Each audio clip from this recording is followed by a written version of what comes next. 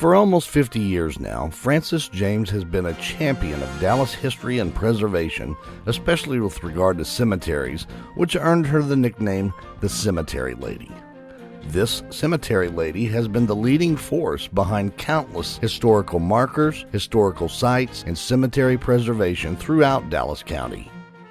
She is the proverbial go-to person in Dallas County that already knows the answers to your historic questions. Her research alone is so vast that if you put her documents end to end, it would pave a trail all the way to Florida and back. But when Frances was doing this, she had no computers. She used a simple typewriter with onion skin paper.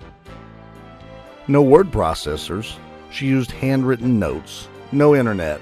She used good old legwork to drive herself to the library, the records building, or a related family member, and certainly no cell phones. But it wasn't always like that for Frances. She was born Frances Marie Patrick in 1922 to Lloyd and Frederica Patrick of Dallas. Her father had served in World War I, and Frances remembers that Daddy would always dress up in his military uniform every year for Veterans Day. This native Dallasite spent most of her early childhood at 703 Monte Vista with her sister Leah and her brother Robert. The good Lord arranged my life.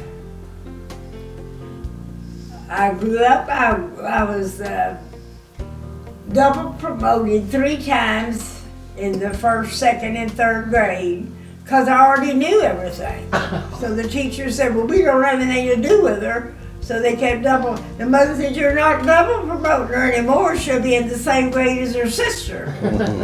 So they had to stop that. And then I went through junior high and high school. When I got married to JB in August, when school started, I went to Woodrow and told the clerk at Woodrow I need to change my name. She said, why? I said, because I'm married now. Well, if you're married, you can't go to Woodrow. So I never finished high school. When she returned from her honeymoon, they didn't really have a place to live, so her father-in-law gave them a lot from a previously purchased large tract of land he owned right off Military Parkway. So they built a house on it. The good Lord knew all this. Then a friend said, I'm working at the telephone company. This was in 1951. Do you want a job? I said, yeah, we need the money. Because I was out there mowing the yard and painting the windows on the house we were building without a mortgage. So I went to work at the telephone company. I didn't take typing in school, so I just unpacked. So it was over, she said, well, it was kind of slow, but we're going to take you anyway. She said, you can't spell. And when I had worked for the telephone company for 19 years, they had decided a different way to pick their next supervisors. My boss said, Frances, I want you to take this seminar and see what they're doing. I made a speech. That was one of the things you had to do. And because I had worked with the men as a clerk, and this, they said, we're going to teach you how to sew. Oh, well, I already knew that. So when I got out, I'd gone to lunch one day and was walking down the sidewalk, and I heard somebody call my name, and I looked around. It was Mr. McAllister, my boss. He came running up the sidewalk and picked me up and hugged me. He said, you have made the highest score anybody ever made on that test. He said, so they're going to make you a supervisor. Oh, wow. But see, that was the good Lord did all that. And she was right. Even at the age of 56, the good Lord still had several more chapters to write in Frances' life, the next of which caused a certain tingle that was just too strong to ignore. You see, Frances was an avid gardener in her own right. It was on one of her many daily commutes down Military Parkway to the phone company that her gardening instincts first noticed a very neglected and overgrown cemetery. She passed it so frequently that it now became time to investigate. Well, Well, in our neighborhood, we were trying to clean up, so we found that the stones were dated in the 1880s, and we decided that was a historic cemetery. So we cleaned it up. My husband and I paid to have the first big cleanup, and then some other people started participating. And from that, I realized that this was one of the first families that came to Dallas. And so that was the first one. I found out about Texas historical markers, so I wrote a historical marker application for that and got that. So it was the first Texas historical marker I got. What was the name of that cemetery? That was the Glover Cemetery on Military Parkway. And then people found out I knew how to do a Texas historical marker application because it's rather confusing. You don't get much help from the state. So they started calling me from all over. After Frances had completed the marker for Glover Cemetery, she moved on to other markers. Because she was so familiar with the marker application process, more and more people approached her. Before she knew it, she had established numerous markers all over Dallas County, and not just cemeteries either. In 1978, Frances was appointed to the Dallas County Landmark Commission by City Councilman John Evans, and her first assignment was to research the old two-story Daniel Mansion in Oak Cliff for a dedication. Not only did she do her research, it now has landmark status. She was also commissioned to the Dallas County Historical Commission by County Judge Frank Crowley. Next on the horizon was the Rutherford Veterinary Hospital. Built in 1924, her research there garnered both a county and state historical landmark, and the business still operates today.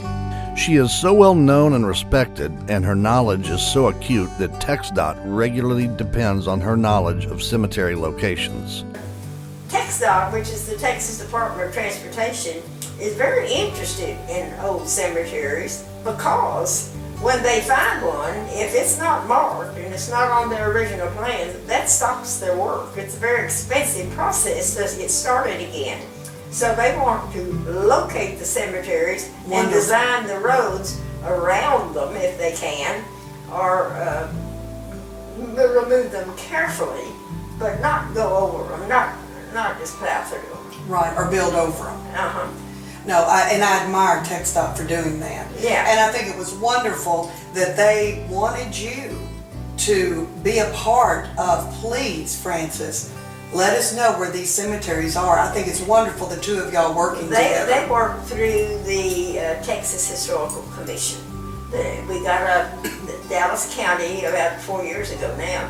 We got a letter from the Texas Historical Commission saying that they had this information that TxDOT wanted, and so they sent it to the Dallas County Historical Commission.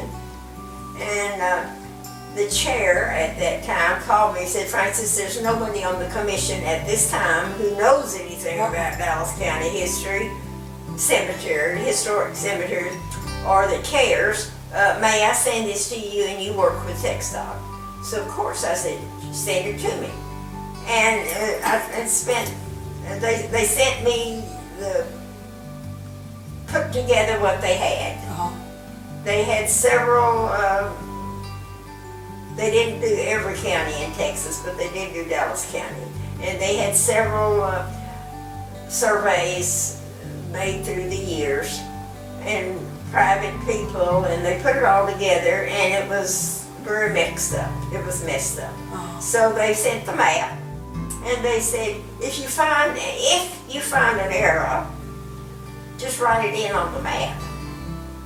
Well, I looked at the map and I looked at the arrows. I said, I can't write that small.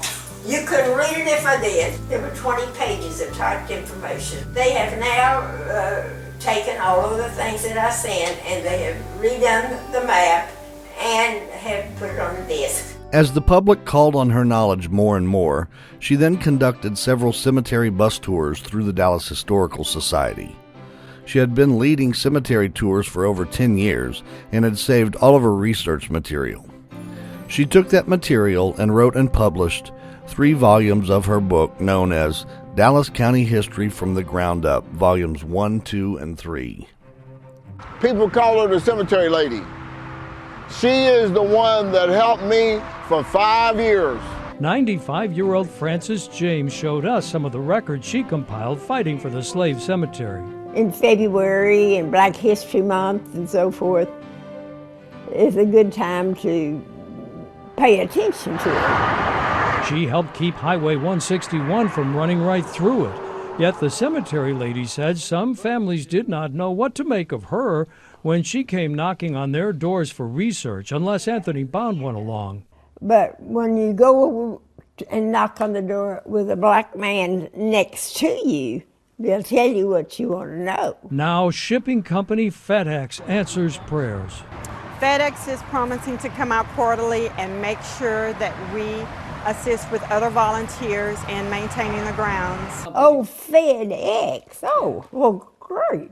God has answered our prayers. And around 200 former slaves or their descendants are buried at Shelton's Bear Creek Cemetery in Irving. Many of the graves have no name. Her selfless crusade to save and preserve historic sites is appreciated by everyone in Dallas County. So much so that the current Dallas Landmark Commission recently honored her at a special meeting where they recognized her decades of effort. So, Frances James, for those, many of you who are in the audience here are here in support of Frances, and many of you know her story. She retired from Southwestern Bell and then devoted her energies to preserving the memory of those forgotten. Those are Frances's words. Known affectionately as the cemetery lady, maybe that rings a bell with some of you all, Frances has championed the recognition and protection of cemeteries throughout Dallas County. Starting as early as 1986, although it might actually be earlier, that's as early as some of us go back. She scheduled the first cemetery picnic for the Dallas Memorial Cemetery, and of course it rained. But not to be deterred, Frances was out there rescheduling the memorial picnic. The Dallas Landmarks Commission would like to recognize Frances James for your service to the city and the county. Frances has served in your position, commissioners. She served a full term as a Dallas Landmarks Commissioner. She's also served as a Dallas County Landmarks Commissioner. She served on the Dallas Landmarks Designation Committee for at least 20 years. Frances, we wish to thank you for your incredible devotion to bringing light to those who could no longer speak for themselves, as she would often say, and to Dallas history in general, and to those too often forgotten souls.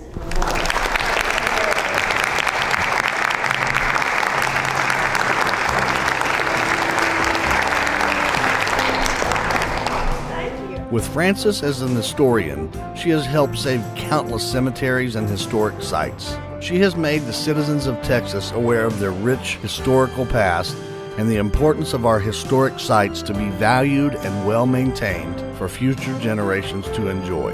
So in recognition of Frances's remarkable contribution to her preservation of Dallas County, we would all like to say, thank you, Frances. Frances, what is your favorite cemetery that you've worked on? Whichever one I'm working on. I love it. Present time.